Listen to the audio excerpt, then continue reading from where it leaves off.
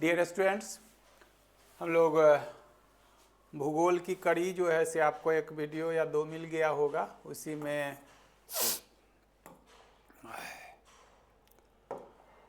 उसी कड़ी में जो हम लोग चर्चा करें 1000 प्लस, तो ये तो दूसरा पार्ट है। तो इसके लिए तो हम लोग ये रखे हैं जो अभी इसका क्लास शुरू न हुआ है, तो एक दो दिन में शुरू होगा। इसमें आप लोग जुड़ना चाहिएगा। लेकिन ये कैसे हम 1000 प्रश्नों का, या फिर ज्योग्राफी आप पूरा फाउंडेशन पढ़ते हैं तो इसमें आपको PDF मिलेगा। इसके अलावा हम लोग डिस्कस करेंगे। फिर अलग से एक ज्योग्राफी का मैप जो है, जिसको मानचित्र कहते हैं, तो उसका अलग से मिलेगा। लगभग वही है, वर्ल्ड इंडिया लगभग उसमें पढ़ा देंगे। तो बाद की बात है। अभी तो हम लोग एक दूसरे से रूबरू हो रहे हैं, एक दूसरे को समझने की कोशिश कर रहे हैं। जानने वाले तो बहुत लोग हैं, लेकिन जिसमें अब ऑनलाइन है तो नया है। तो इसमें इसी कड़ी में हम 10-10 क्वेश्चन का सेट बनाए हैं। जो वर्ल्ड में आपका 5 विश्व भूगोल में 5 सेट है, भारत के भूगोल में 5 सेट है, जो बिहार के परीक्षा देगी उसमें भी 5-7 सेट बनाए हुए हैं। तो वैसे ही हैं, हम एक दूसरे को कैसे समझे, आपके लिए हम कितना कारगर सिद्ध हो रहे हैं, इसके लिए। तो ये तो बाद की बात है। इसमें आप पहले हमको समझिए, देखिए। तो इसमें एक या दो वीडियो आपको बन गया है, क्लास आप देखे ही होंगे। और दूसरा या तीसरा है वो तो मिलेगा आपको। तो देखते हैं इसमें क्या क्या है, सो देखिए। इसमें पहला क्वेश्चन करा है, अर्थ क्रस्ट में पाए जाने वाले विभिन्न तत्वों का मात्रा या अनुपात डिसेंडिंग ऑर्डर में। हो गया। तो पहले तो क्रस्ट क्या होता है, भूप्रपट्टी क्या होता है। तो पृथ्वी का जो संरचना पढ़ेंगे तो स्ट्रेटिफाइड है, स्तरीकृत है, एक तल के बाद दूसरे तल है। तो इसको थोड़ा सा भी, ये तो जब प्रॉपर ये सब आएगा तो उसको इमेज मिलेगा, यहाँ पर आएगा फिगर। तो अभी तो अभी करना संभव नहीं है। तो ये अगर ये पृथ्वी है, ये अगर सेंटर है ये पृथ्वी का, तो ये आपका आंतरिक कोर है, ये बाह्य कोर है, ठीक है। और ये जो है से मेंटल है, और ये क्रस्ट है, भूपट, इसी का बात कर रहा है। हो गया। तो इसकी त्रिज्या जो है से लगभग 6400 किलोमीटर है। ये सब क्वेश्चन है, कैसे हुआ है तो हम बताएंगे।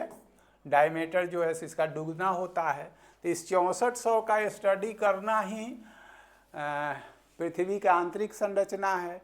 तो इसमें से सबसे जो बाहरी है इसी को क्रस्ट कहा जाता है, जिसको हिंदी में भूप्रपट्टी, इंग्लिश हिंदी दोनों लिख दिए हम, क्रस्ट। हो गया। तो क्रस्ट पृथ्वी का सबसे ऊपरी या बाहरी तल, जिसकी औसत मोटाई या गहराई 33 किलोमीटर तक होती है, वो भूप्रपट्टी कहलाता है। इस भूप्रपट्टी पर ही सारी जैविक क्रिया, बायोटिक एक्टिविटी संपन्न होती है, जो मुख्यतः सियाल से बना होता है या ठोस अवस्था में होता है, वगैरह वगैरह। कितना कहें, तो ये तो जब आएगा पूरा टॉपिक। तो इसमें पूछ रहा है जिसमें भूप्रपट्टी में कौन कौन जो है सो एलिमेंट लिखा हुआ है ना, समझ रहे, तत्व लिखा हुआ है। और तब पूछ रहा है जे, तो इसका आंसर जो होगा, पहले ये देख लीजिए, ऑक्सीजन से जो शुरू होगा ई तो नहीं होगा। समझ गए, तरीका बताते हैं। अब ऑक्सीजन वाला तो 2 है, तो हम सब का अनुपात ही आपको लिख देते हैं, जिससे आपको स्पष्ट हो जाए कोई परीक्षा में। हम तो सारा बताना था, इसलिए ना आपको सब चीज बता दिए हैं, नहीं तो एक पूछेगा आपसे से सबसे ज्यादा क्या है, ऑक्सीजन, घिसा पीटा क्वेश्चन है। लेकिन बाय द वे ऑक्सीजन न रहे तो कोई और पूछ लेगा। तो हम एक ही क्वेश्चन में सब कुछ बताने की कोशिश कर रहे हैं। तो यहाँ देख लीजिए, आपका आंसर जो है, हाँ ये सॉरी, इसका आंसर आपका ये होगा, ठीक है। तो ये देख लीजिए, पहला जो है से हम सब लिख देते हैं। कितना है ये, परसेंटेज आपसे ना पूछेगा, 46.4 सबसे अधिक यही रहता है। ध्यान रखिएगा, भूप्रपट्टी पूछा जा रहा है, वायु में नहीं पूछा जा रहा। दूसरा में जो होता है सिलिकॉन, 27% याद रखिएगा।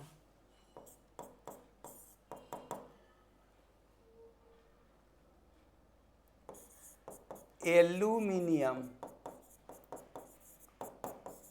8.1%। ऐसा तो एक क्वेश्चन शायद होगा, देख लेते हैं, नहीं तो इसमें फिर दोनों एक ही चीज़ है। ये जो है से आयरन है 5%। आपका इतने से काम हो जाएगा, नहीं तो आगे देखिएगा तो ई पर जो है से कैल्शियम है 3.8%। इतना कहा जाइएगा इतना, तो ये तो कितना जगह सबसे अधिक कौन, तो ऑक्सीजन। ऑक्सीजन न रहेगा तो सिलिकॉन न होगा। तो ये एक चीज़ में आप देख लीजिए, ये दोनों जो है से मेटल है। शायद ऐसा क्वेश्चन है, आगे न होगा तो ये होगा। तो पूछता है जब भू प्रॉपर्टी में सर्वाधिक मात्रा में सर्वाधिक अनुपात में कौन सा धातु पाया जाता है, तब आप ये मारिएगा, पूछा नहीं जाता, इसे कॉमन क्वेश्चन है, समझ गए।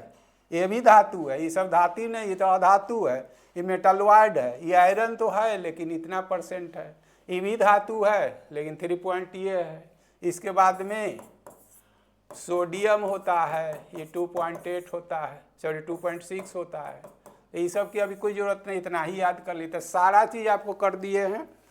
ये कोई मॉडल का यहाँ से क्वेश्चन आएगा तो भू प्रॉपर्टी होता क्या है, तो पृथ्वी का सबसे ऊपरी या बाहरी तल, इसकी औसत मोटाई या गहराई 33 किलोमीटर होती है, या 30 से कम नहीं 35 से, लेकिन ये स्थल खंड पर, और महासागरों में 5 से 10 किलोमीटर। सारा चीज़ लगभग काम का चीज़ आपको बोल रहे हैं। अब क्वेश्चन अटपटंग करेगा तब ऐसा होगा।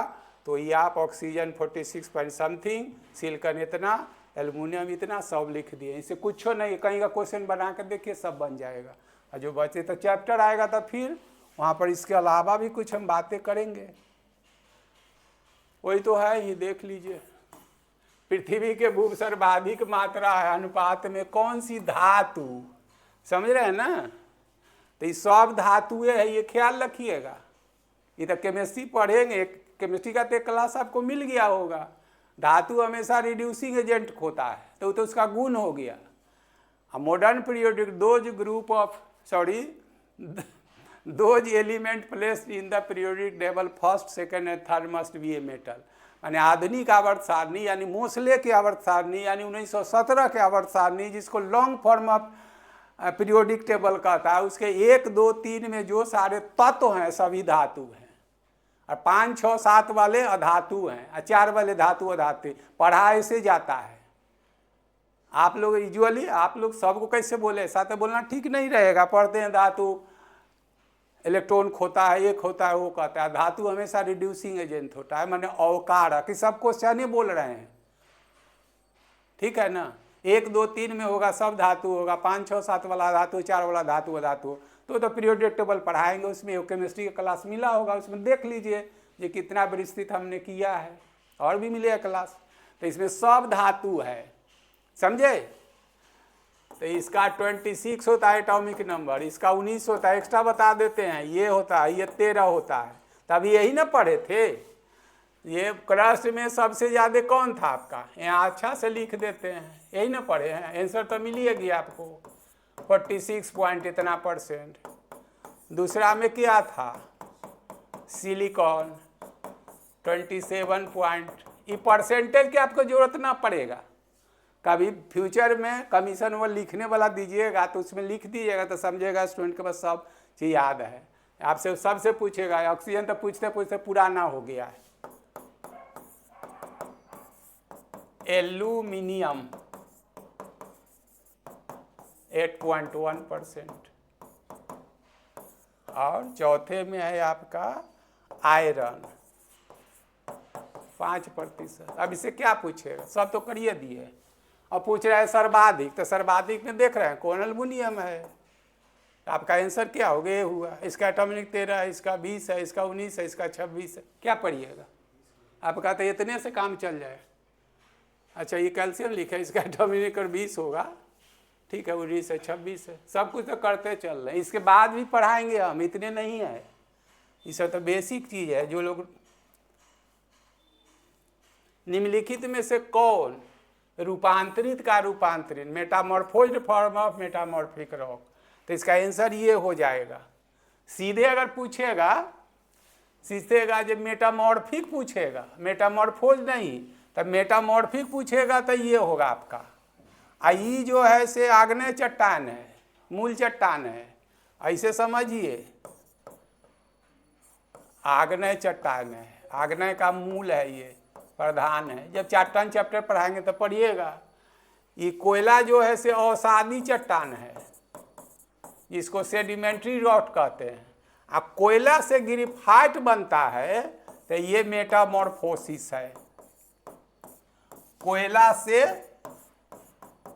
ग्रेफाइट, समझे? और ग्रेफाइट से सब हीरा बनता है। तो कई एग्जाम में आ गया है, सीधे पूछ रहे थे which of following metamorphic rock, तब आपका ये होता सेडिमेंट्री, तो ये होता अवसादी। ये पूछता आग्नेय कौन, तो ये होता। लेकिन पूछ क्या रहा है? मेटामॉर्फोइड फॉर्म ऑफ मेटामॉर्फिक रॉक, माने एक स्टेप में उसका मेटामॉर्फोसिस हो चुका है, रूपांतरण या कयांतरण। रूपांतरित का रूपांतर, इसी को अगर कहीं पर आप मिलेगा तो घबराइएगा नहीं, इसी को कयांतरित, इंग्लिश वही होता है, कयांतरिक चट्टान जिसको कहते हैं। हिंदी एक ही होगा। तो एक बार में कोयला जो है, कोयला अवसादी चट्टान है, ठीक है, और उसका एक बार रूपांतरण होता है तो क्या बनता है? ग्रेफाइट। और ग्रेफाइट से क्या बनता है? हीरा। तो वो अंतिम पूछ रहा मेटामॉर्फोइड फॉर्म ऑफ मेटामॉर्फिक रॉक। तो ये हो गया, ये आपका आग्नेय हुआ मूल चट्टान, ये तो अवसादी है। आइए, अवसादी का रूपांतरित है। एक और आप केमिस्ट्री में पढ़ देते हैं नहीं, ये हीरा और ग्रेफाइट जो कार्बन का अपरूप है, कंफ्यूज न करिएगा, समझे?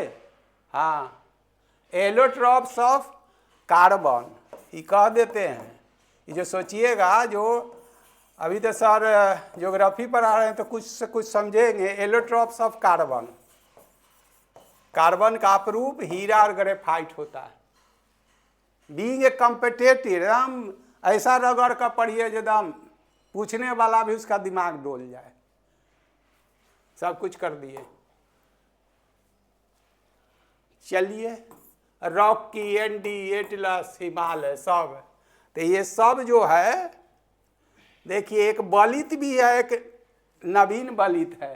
तो इसमें तो बहुत कुछ बोलना है, तो इस पर तो चैप्टर पढ़ाएंगे। तो यहाँ देख लीजिए, रॉकी, ये जो है एंडीज, इसके बाद कौन है? एटलस है।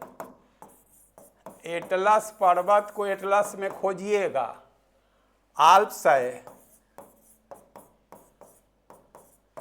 ये जो है से हिमालय, सब लिखिए दिए हैं एक के साथ। मेरा उद्देश्य ABC कराना नहीं है, टाइम काटना नहीं है। इतने चीज थोड़ी है जो इसके बाद भी पढ़िएगा तब। तो रॉकी जो है एन अमेरिका है, बेसिक चीज जान लीजिए। कैसा है, किस प्रकार, कहाँ, तो सब यहाँ पर ये सब जो क्लास चलेगा तो इमेजिन आएगा ज्योग्राफी क्लास में। ज्योग्राफी का मैप का भी अलग से क्लास चलेगा। तो ये एस अमेरिका है, मतलब दक्षिण अमेरिका। एटलस जो है से अफ्रीका महादेश का है, ये समझे? मोरक्को देश सब लिखाएंगे। ये यूरोप का है। हिमालय तो आप जानबे करते हैं एशिया का है। इस सारा कौन है? महादेश है, कॉन्टिनेंट है। संयोग से इस सारे महादेश का सबसे ऊंचाई पर्वत, यहाँ इसकी जरूरत है नहीं। आई सब कह रहा है नवीन और बलित है। तो ये नवीन बलित का क्या मतलब? नया का मतलब सबसे बाद में बना है। इसी को अल्पाइन काल का, जब आयु पढ़ाएंगे ना, अल्पाइन काल का पर्वत है ये सब। अल्पाइन काल किसको कहते हैं? जो आज से 3 करोड़ वर्ष पहले बना होगा। करोड़ ना होगा तो 30 लाख होगा। एक बार बीपीएससी में आया था, हम 3 करोड़ 30 लाख दिए हुए था, समझे? बलित तो सब है, और क्या कहें, 3 करोड़ है बस। और शीश जो, जिसको आप जानते हैं विश्व का सबसे पुराना पर्वत जो है अरावली, आप नाम सुनते हैं, ठीक है ना? तो पुराना ही नहीं, अवशिष्ट है, रेसिड्यूअल है, जो इस रूप में है और इस रूप में, जिसको रेसिड्यूअल कहते हैं। मूल रूप में नहीं है ये। तो ऊंचाई पर पढ़ाएंगे, आयु पर पढ़ाएंगे, स्थिति पर पढ़ाएंगे, तो सब कुछ होगा। आपका क्वेश्चन का आंसर ही नहीं, इतना चीज कह दिए, याद रखिए, सब आपका आ जाएगा। देखिए वही तो है आपका सेट के बीच के विशाल बलित पर्वतों की संरचना से लगभग देख लीजिए, परीक्षा में पूछा तो ऐसे लिख दिए हैं। अभी जो लिखे थे 3 करोड़ रहेगा तो ऐसे कीजिएगा, 3 करोड़ वर्ष पुराना। 3 करोड़ वर्ष पहले जो बना था उसको टेक्निकली अल्पाइन काल का पर्वत कहा जाता है। बस जो 40 करोड़ का बनता है उसको सबसे पुराना यही है, चरनियन काल का पर्वत। इसी में आपका अरावली पर्वत आएगा, राजस्थान वाला। आप सब लोग जानते हैं ना कि विश्व का सबसे पुराना पर्वत अरावली जो है सो वो राजस्थान मीन्स इंडिया में। अभी बोले हैं ना जी ये रेसिड्यूअल है, अवशिष्ट पर्वत का एग्जाम्पल है, जो आप देख रहे हैं मूल रूप में नहीं दिख रहे। इतना ही पचाइए, अभी सब हम तो बोलने को बोल देंगे लेकिन टफ लगने लगेगा। पढ़िए, सब प्रॉपर चैप्टर आएगा तब पढ़िएगा। अब देखिए क्या आगे आपका देख लीजिए। बिहार टीचर के लिए हम लोग एक बहुत छोटा आप लोगों से परिचय होने के लिए बहुत सस्ता और बेहतरीन कॉमन पेपर है जो लोग देखते हैं 1 to 5, 6 to 8, 9, 10 जो देते हैं सबको ही रहता है हिस्ट्री ज्योग्राफी पढ़ना। तो इसमें 250 लिखा हुआ है, प्लस कर लीजिए, लिखने में ये 50, 250, 300 भी हो सकता है जो होगा। और माप फितरी रखें, ये सब ऑनलाइन। इसमें से आपको इतिहास ही पढ़ना हो, ज्योग्राफी केवल पढ़ना हो, साइंस पढ़ना हो तो आप इससे जुड़ सकते हैं। अभी तो इसका फ़ी का कोई मीनिंग नहीं, 150 तो ऐसे लोग कर देता है। हमसे जुड़ने के लिए और आप एक जिम्मेदारी हमको भी लगेगा, जब बच्चों से ही किए हैं तो कुछ लिया गया है तो पढ़ाएंगे टाइम से, इसमें से आप जुड़ना चाहिएगा तो जुड़िएगा। और जिन लोगों का +2 के टीचर बनना चाहते हैं, उनका ज्योग्राफी हो या फिर 9, 10 हो तो उसके लिए आप पढ़ सकते हैं, वो भी पढ़ सकते हैं। बस ये तो एक जोड़ने का तरीका है और सारी बातें हम लोग करेंगे। विश्व के अधिकांश से तो थोड़ा स्टैंडर्ड चीज हो गया। विनाशात्मक, ठीक है, आंसर हो गया। वैसे देख लीजिए तो कंसेप्ट वाला चीज है, हो गया। ई डायरेक्शन अगर ऐसा होगा, इधर से ये स्लाइड करेगा तो क्या होगा, या तो इस पर ही चढ़ जाएगा चाहे इस पर चढ़ जाएगा। तो इसको डिस्ट्रक्टिव विनाशात्मक कहता है। अगर ये प्लेट हो तो प्लेट टेक्टोनिक बताने का चीज़ है, क्वेश्चन ये नहीं डालना चाहिए हमको था लेकिन हो गया तो कोई बात नहीं है। ये है तो इसको संरचनात्मक कहते हैं। तो ये अगर ये चढ़ गया तो चाहे ये हो गया था तो इसी किनारे जो है से ज्वालामुखी उद्गार होता है, समझे। तो ये ख्याल रखना है। और ज्वालामुखी कुछ नहीं होता है, जैसे हम लोग पृथ्वी पिछले वीडियो में देखिएगा, इस पर तो बोल दिए हैं हम कि हम लोग भूपर पट्टी पर हैं। और यहाँ से जैसे जैसे नीचे जाते हैं, प्लेट टेक्टोनिक तक चैप्टर है, पढ़ेंगे हम लोग, तो ऑप्शनल वाले को भी पढ़ना रहता है। यहाँ से जैसे जैसे आते हैं तापमान में वृद्धि होती है, और तापमान में वृद्धि होती है तो आयतन बढ़ता है। आयतन बढ़ता है इसका मतलब ठोस तरल में बदलता है, तरल गैस में बदलता है, या जो पहले से गैस है वो अल्टीमेटली उसका आयतन बढ़ता है। तो पृथ्वी के आंतरिक तल का बढ़ा हुआ आयतन बाहर निकलने की जो कोशिश करता है, ट्राई टू इमिट आउट, वही भूकंपीय झटका है जो तरंग के रूप में आता है, तो जिसको हम लोग तरंग वेव बोलते हैं। तरंग 3 तरह का होता है, पी, एस और एल। पिछले क्लास में देखिएगा उसमें बोले हुए हैं। और सपोज ही क्लासरूम में अगर बच्चों को 100 बैठाने का क्षमता है, 500 ला देंगे तो क्या होगा, या तो उधर ये जड़ करेगा दीवार में, इधर तो दीवार अगर कमज़ोर पड़ेगा तो लेके बाहर हो जाए। यही ज्वालामुखी है। तो भूकंप और ज्वालामुखी के कारण जो ऐसे एक ही होता, परिणाम अलग अलग होता है। जहाँ फोड़ के निकल गया तो कहाँ फोड़ेगा, जहाँ भूपर पट्टी कमज़ोर होगा, पतला होगा। तो आप जानते हैं विश्व के 2/3 पार्ट जो है से अधिकांश ज्वालामुखी उद्गार जो है से प्रशांत महासागर के इर्द गिर्द क्षेत्रों में होते हैं, जिसको सरकम सब तो क्वेश्चन मिलेगा आपको। इसे तो क्वेश्चन बोल रहे हैं, क्या पूछेगा, जो पूछना होगा वही ना पूछेगा। एक आध दो क्वेश्चन आपको जहाँ आता पढ़ते, एक दो क्वेश्चन आपके गलती करने से परीक्षा के सफलता पर कुछ असर नहीं पड़ता। जितना हम पढ़ा कर भेजेंगे आप देखिएगा, करते रहिएगा, तो विश्व के अधिकांश 2/3 पार्ट ऑफ वोल्केनिक इरप्शन जो है वो सरकमपेसिफिक प्रशांत महासागर इर्द गिर्द क्षेत्रों में होता है। ऐसा क्यों? आप पहले से भी जानते हैं जो प्रशांत महासागरों में सबसे गहरा है, तो गहरा इसका मतलब भूपटपट उसका सबसे पतला है, तो स्वाभाविक है उसका फोड़ेगा।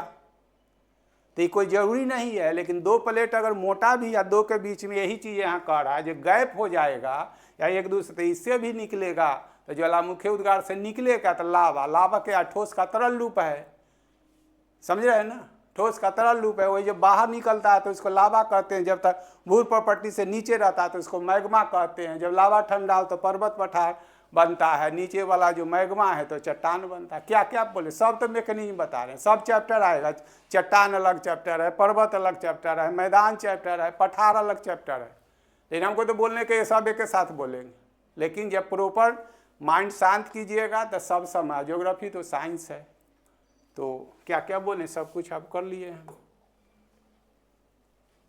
मेसेटा का पठार, चलिए मेसेटा पर तो घिसा पिटा आप लोग हाथ को डाल देते हैं। तो स्पेन पुर्तगाल जो है दोनों यूरोपियन कॉन्टिनेंट का देश है, माने यूरोप महादेश का हो गया, यूरोप महादेश का है, हो गया। एक चीज अभी तो पढ़ाएंगे जब 0 डिग्री देशांतर, तो ये जो है से आइबेरियन, एक नया क्वेश्चन जोड़ देते हैं, आइबेरियन पेनिनसुला एटलस देखना पड़ेगा। आइबेरियन पढ़ाए द्वीप में ही दोनों देश पड़ता है, स्पेन और पुर्तगाल, समझे। इसका मार्दिन है, इसका लिस्बन राजधानी है। देखिएगा मोबाइल में भी, एटलस में भी देख लीजिएगा।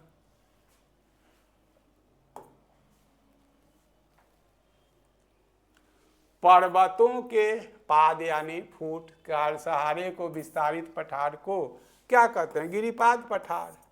इसको इंग्लिश में ही बोलते हैं पिडमोंट प्लेटू, ठीक है। अंतर पर्वतीय इंटर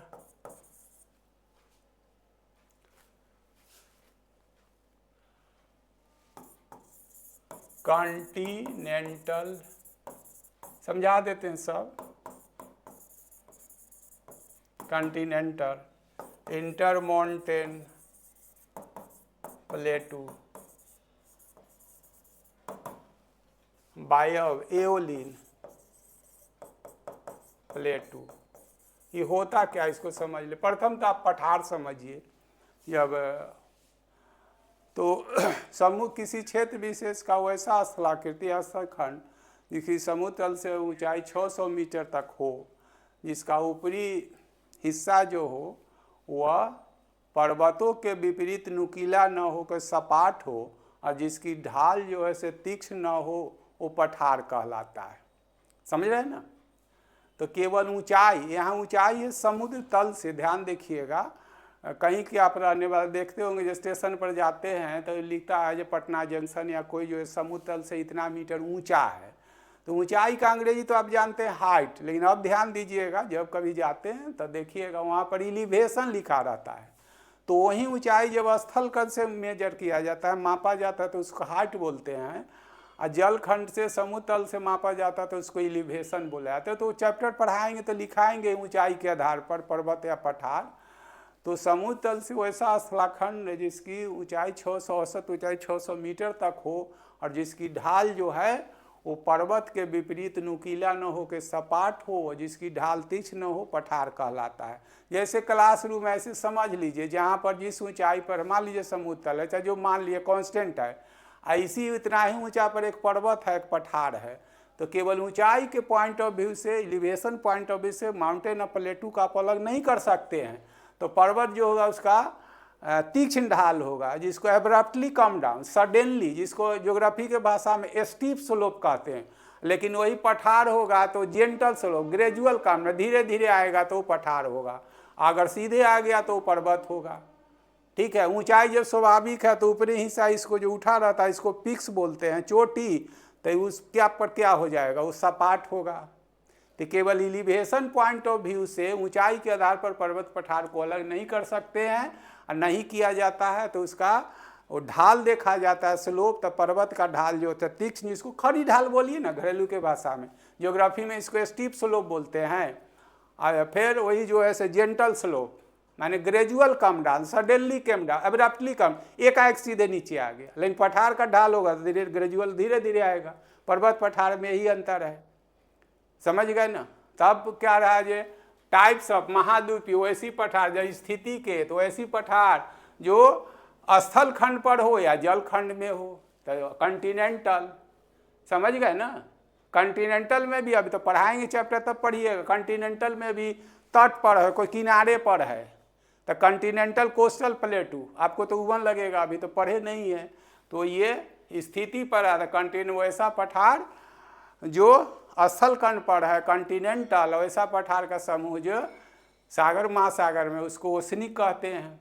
ये पढ़ना पड़ेगा, तो अभी पूरे यहाँ से लिखे। गिरिपाद पठार, वैसी पठार जो किसी पर्वत के आधार तल पर हो। किसका एग्जाम्पल होगा सब लिखाएंगे, कहाँ है वो भी लिखाएंगे। और अंतर पर्वतीय जो पर्वतों के भी दो पर्वतों, अंतर का मतलब देख रहा है इंटर, आपको इंटरेस्ट जगा देते हैं आप लोग उत्तर भारत के, वो सुनते हैं ना जो इंटर कास्ट मैरिज का नाम सुने आप लोग, सब सुनते हैं, समझे ना।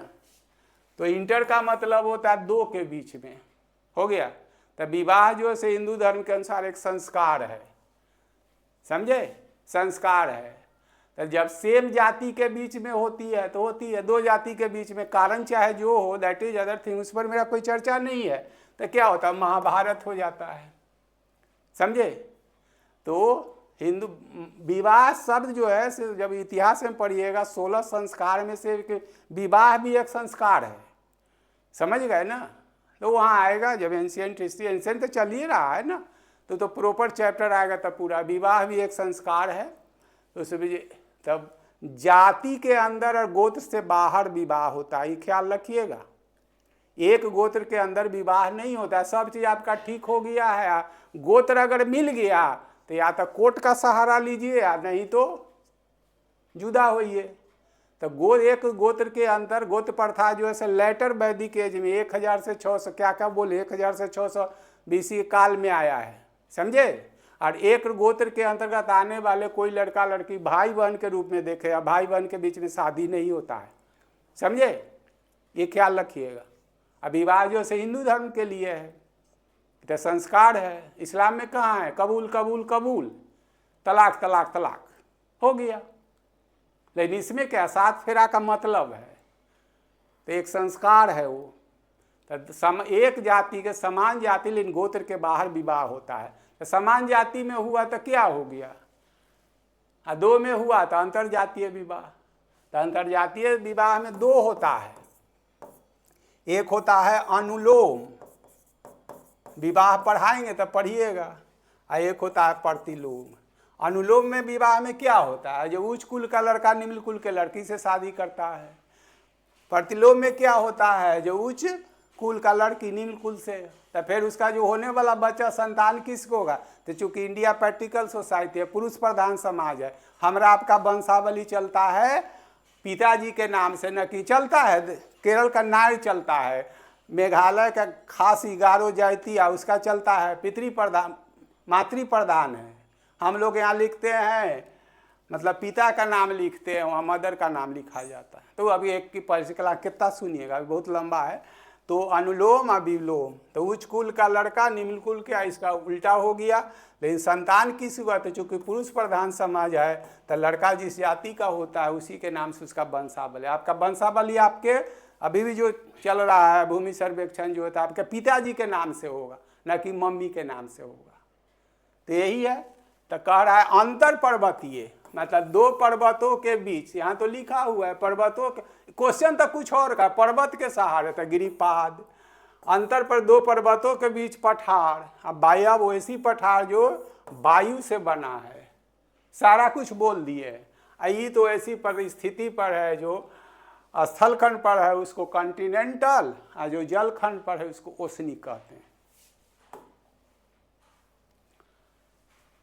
चलिए ये भी तो वही है। तिब्बत का पठार, ये तो इसमें बोलने का चीज़ है नहीं, इसमें कुछ नहीं, हिमालय तथा कारक को नहीं, तो पढ़ने का चीज़ है, तो अभी कुछ बोलेंगे तो कुछ नहीं, रट लीजिए। और इसी का जो हिस्सा है कुल्लोन पर्वत का पश्चिमी हिस्सा, वो भारत और चीन के बीच में विवाद का है। तो कैसे डाल दिए, तो कंसेप्ट वाला चीज था नहीं। स्थल मंडल के कुल क्षेत्रफल का कितने पर, तो पठार है। चलिए हो गया 33%। ठीक है, इस पर जो है आपका कौन है, मैदान है लगभग, ये जो है आपका पर्वत है। तो पूछ तो केवल आपसे ये रहा है 33%। पठार किसको कहते हैं बता दिए।